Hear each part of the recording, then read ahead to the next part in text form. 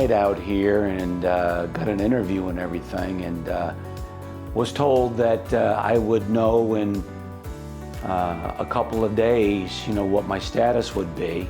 And a couple of days turned into 3 days, turned into 4 days, turned into 5 days. And finally the call came and the job was offered.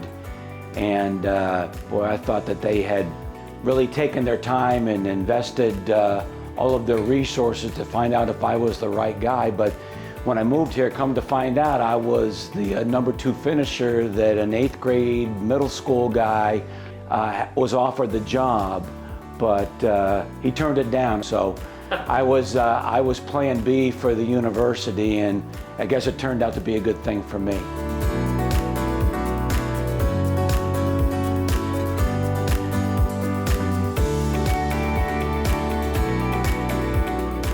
I'm an East Coast guy.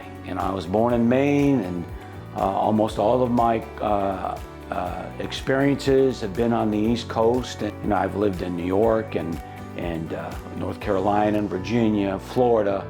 So coming out here was a real change. And when I got here in 2000, intercollegiate athletics was only 2 years old. And there was certainly going to be a lot of growing pains over time to get this thing up and running in a good way. And I'll be here 3 to 5 years and see if I can get this thing going on a good path, and maybe that'll make me marketable back on the East Coast again, and away I'll go. I'll head back where I belong. Yeah, 3 to 5 years didn't work out. 23 years later, here I sit.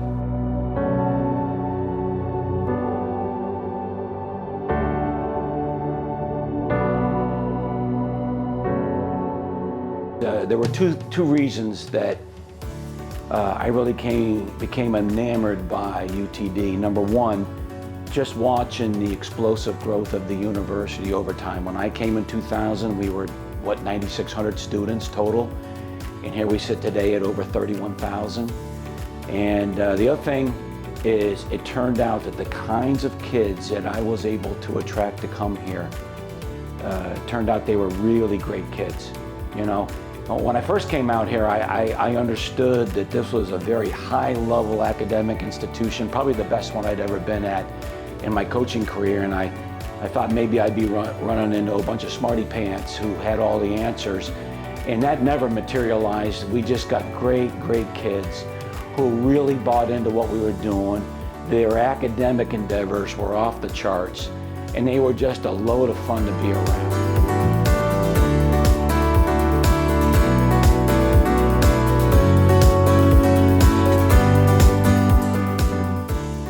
It goes without saying that when you have great success in given years, those always stand out in your mind. The chance to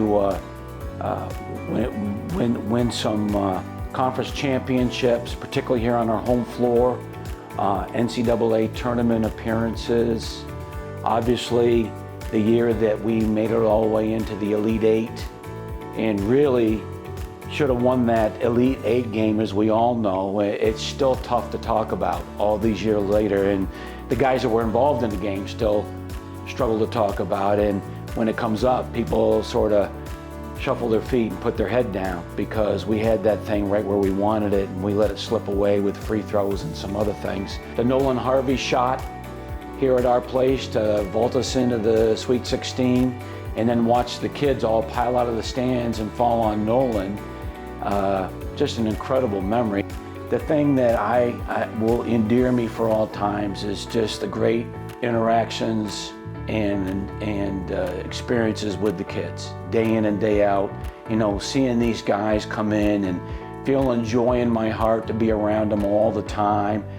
Knowing that I get to see those kids at various events here, even years after the fact. That's to me the greatest memory of all, because winning is great and competing is great, and I think the wins and the losses sort of disappear from the landscape, and it's really about the people that you've gotten a chance to work with that truly make it a great situation.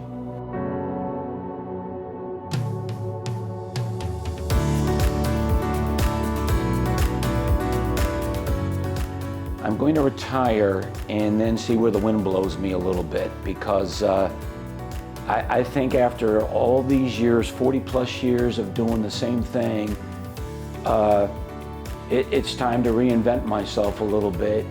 You know, one of the things that I'm really looking forward to is finding out what a Thanksgiving Day feels like, where I'm not waking up in the morning and spending a couple hours with video and prepping for a game and then doing the same thing that night. I'd like to wake up on Friday after Thanksgiving and have nothing to do. I want to see what that feels like, what normal people do during that time of the year, and we'll just see where we go from there.